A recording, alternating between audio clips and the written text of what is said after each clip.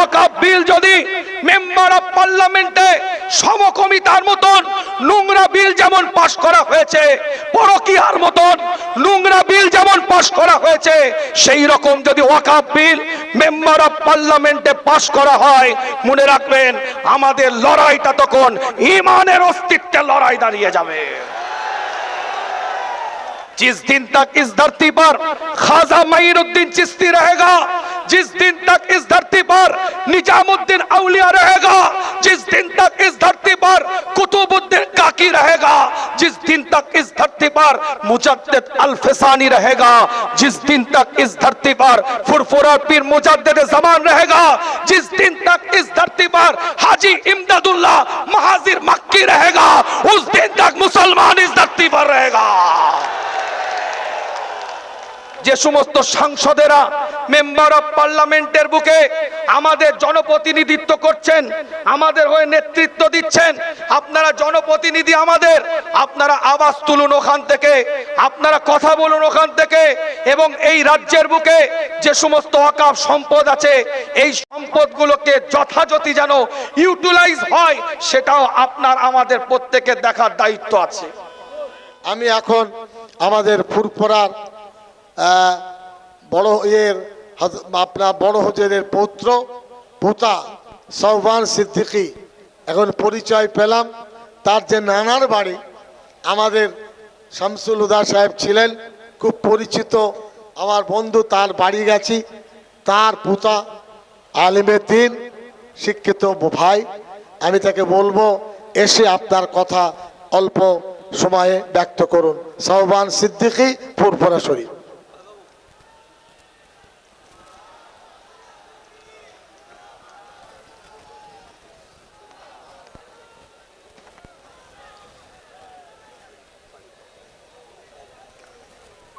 अस्सलामु अलैकुम व रहमतुल्लाहि व बरकातुहू।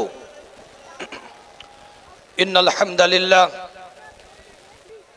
अल्हम्दुलिल्लाहि रब्बिल आलमीन वल आकिबतु लिल मुत्तकीन वस्सलातु वस्सलामु अला रसूलिहिन नबियिल करीम सल्लल्लाहु अलैहि व आलिहि व अस्हाबिहि व बारिक व सल्लिम। महान अल्लाह रब्बुल आलमीনের দরবারে লাখো কোটি শুকরিয়া। রাজ্য জামিয়াতে উলামার পক্ষ থেকে জনাব হযরত মাওলানা মোহাম্মদ সিদ্দিকুল্লাহ চৌধুরী সাহেবের নেতৃত্বে আজ এই রানী রাসমণি এভিনিউতে আজ এত দলবদ্ধর সাথে একতাবদ্ধর সাথে আজ আমরা উপস্থিত হয়েছি। অল্প সময় কিছু কথা আপনাদের খেদমতে আজ বলতে চাই।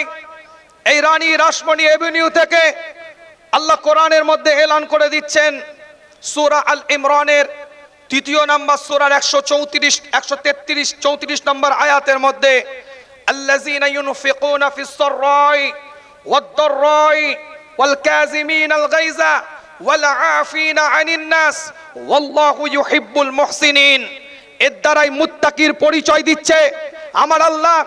133 নম্বর আয়াতের মধ্যে মুত্তাকির পরিচয় দিতে গিয়ে মুত্তাকি কারা তার ব্যাখ্যা করতে গিয়ে 134 নম্বর আয়াতের মধ্যে আল্লাহ বলছেন যারা আল্লাহর রাস্তায় দান করে তারাই হচ্ছে মুত্তাকি।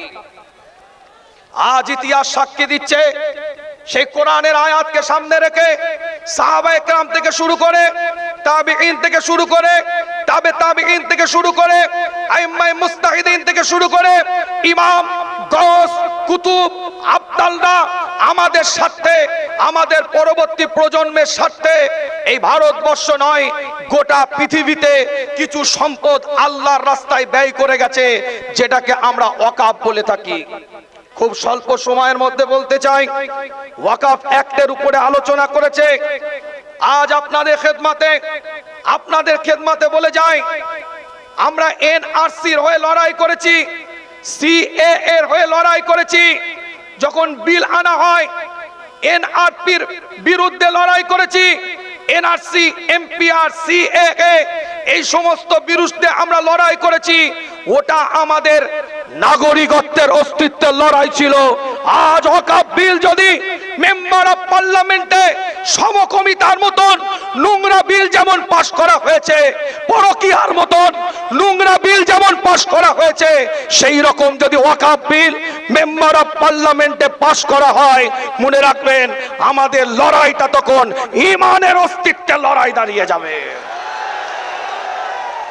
আজকে ছোট্ট করে বলি, এই কলকাতার বুকে মোহাম্মদ আলী পার্কে ইতিহাস সাক্ষী দিচ্ছে।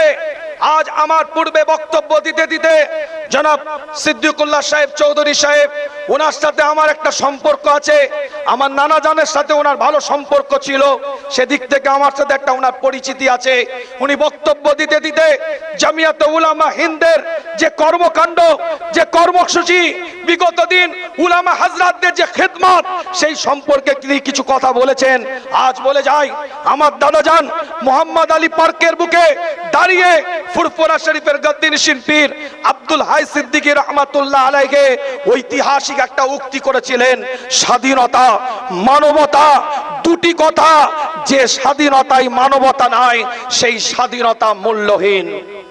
আজ বলে যায় আপনাদের খেদমতে, ভারতবর্ষের বুকে আমরা দাঁড়িয়ে আছি, এই ভারতবর্ষের বুকে আমরা এখানে অবস্থান করছি কারো জায়গিরিতে নয়, আমরা কেরায়াতে অবস্থান করিনি, আমরা আমাদের অধিকারে এখানে অবস্থান করছি।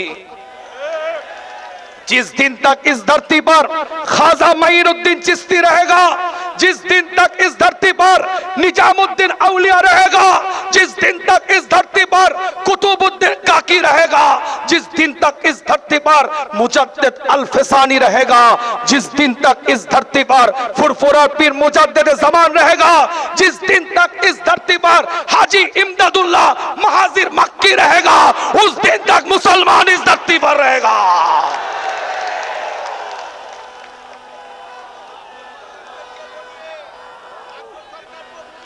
आज আপনাদের খেদমতে,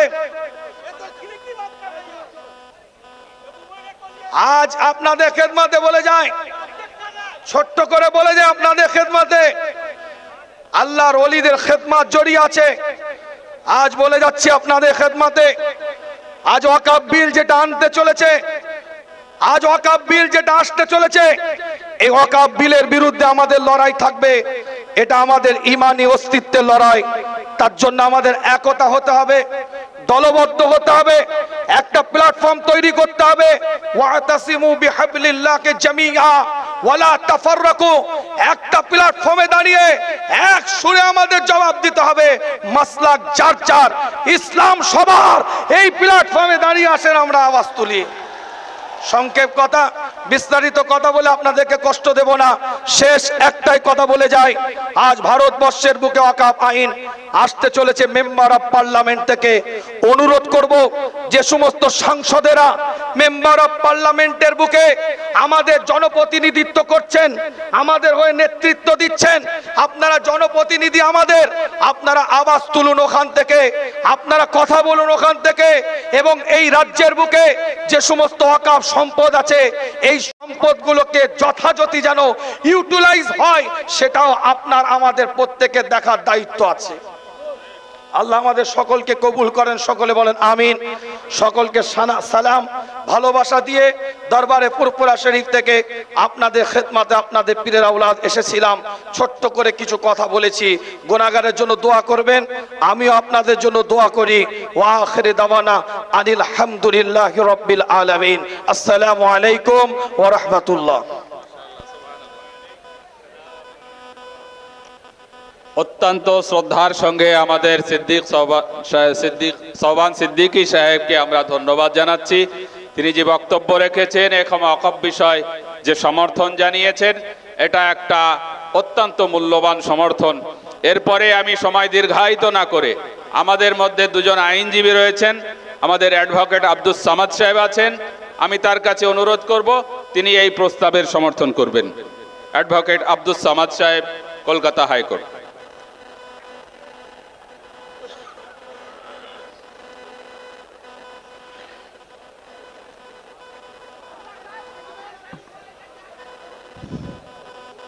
আসসালামু আলাইকুম রহমতুল্লাহ বরকাত। আপনাদের সবার প্রতি আমার ভালোবাসা এবং আমার সম্মান আপনারা গ্রহণ করবেন।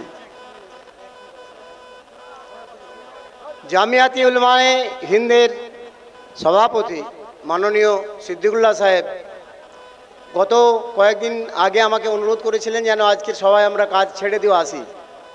আমরা হাইকোর্টে অনেক কাজ আছে জানি, কিন্তু তার থেকে এটা অনেক মহৎ কাজ এবং অনেক বড় কাজ। সেই কাজটা আমরা যদি সম্পাদন না করি আমার দায়িত্ব থেকে, তাহলে আমি আমার কমিউনিটিকে, আমি মানব জাতির যে একটা বৃহত্তর অংশ, ভারতবর্ষের মানব জাতির একটা বৃহত্তর অংশ, তাদের কাছ থেকে আমি নিজেকে বিচ্ছিন্ন করে ফেলবো। সেই জন্যে আজকে আপনাদের কাছে দু চারটি কথা মাত্র আমি বলবো। প্রথম যে কথাটা সেটা হচ্ছে, এর আগে আমরা সংবিধান রক্ষা করার আন্দোলন করেছি জমিয়াতের ব্যানারে।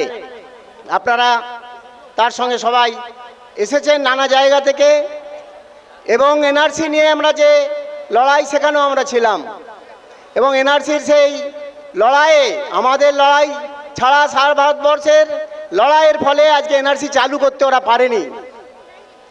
আর একটা জিনিস আপনাদের জানিয়ে দিই যে আজকের এই সভা, যে লক্ষ মানুষের সভা, এইখান থেকে এই আওয়াজ উঠুক যে কেন্দ্র সরকার তুমি যে ওয়াকফ অ্যামেন্ডমেন্ট বিল আনছো, এই বিল তোমার আনার কোনো অধিকার নেই।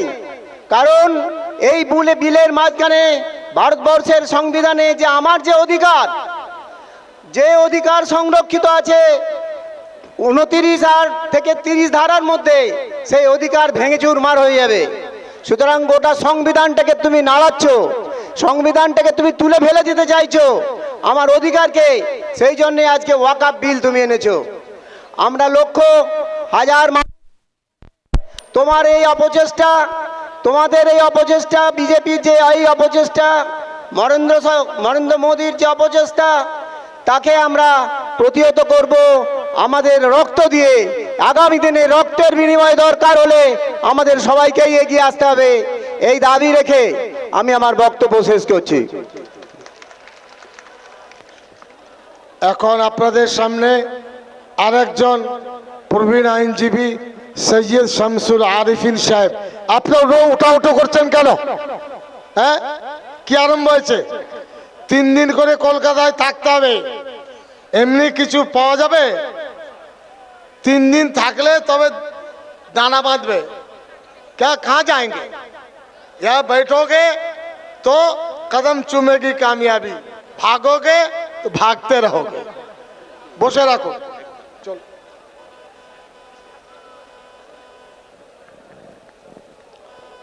আসসালামু আলাইকুম। একটু জোরে ওয়ালাইকুম আসসালাম।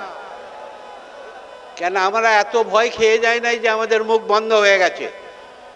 ওরা একটা বিল আনতে চেয়েছে, যেটা ওয়াকফ বিল, সেটা এর আগে এনেছিল ওয়াকফ টোটাল ওয়াকফ রিপিল অ্যাক্ট। আমাদের ছেলেরা যারা অর্থ সংগ্রহের জন্য ডাব্বা নিয়ে গেছে ট্রেনে, আপনারা তাতে পয়সা দেবেন। আমরা বলিনি 5,000 10,000 দেন, 200 100 500 সবাই দিতে পারে।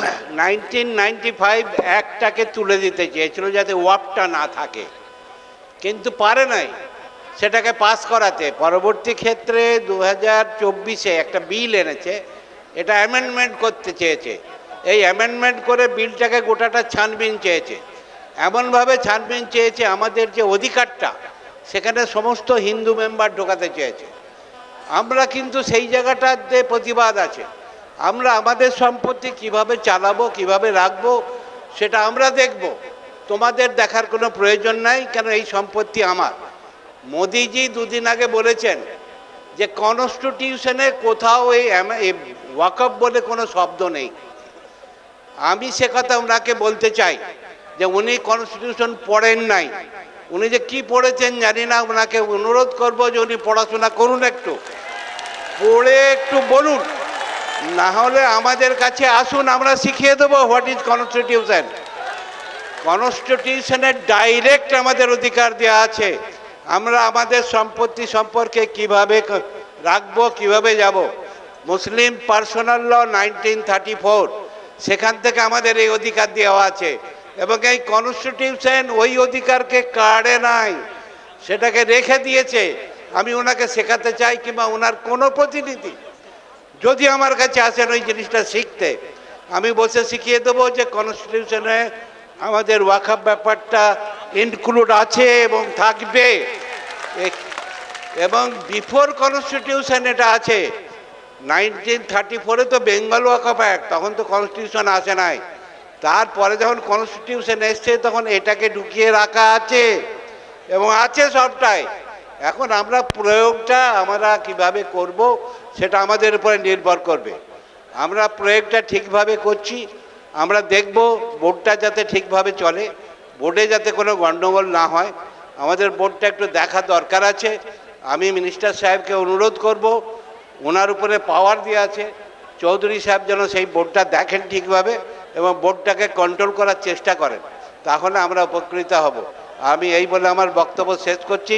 মোদি সাহেবকে আমি আইনটা শেখাতে চাই, কিংবা তার কোনো আইন আসে তো আসুক, আমি শিখিয়ে দেবো। ওয়াকফ অ্যাক্ট কনস্টিটিউশনে বারবার বলা আছে। আসসালামু আলাইকুম।